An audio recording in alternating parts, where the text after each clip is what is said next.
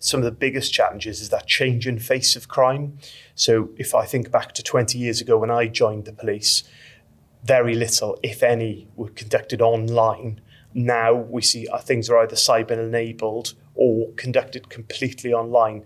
And that brings some challenges because victims and offenders are not necessarily in the local area. They can be anywhere in the world. Likewise, we've seen with violence against women and girls, the complexity and vulnerability has not only increased, but I think we're better at identifying that and the mitigation that we put in place for that, making sure that we are getting that right, that we're instilling confidence in victims, but also that does take a lot of time and a lot of cross-agency work. So the two elements in terms of victims, the first one is that making sure that they don't become victims in the first place.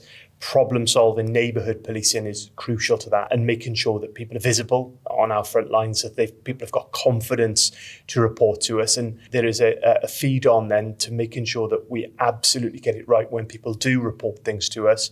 We do the best job we can.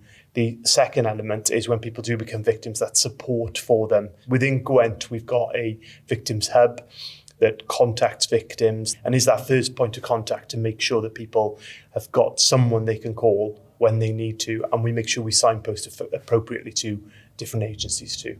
Some of the biggest challenges we've got are a young workforce, getting us additional 20,000 police officers across policing. Great to have those additional officers, but there was an influx of officers all at the same time.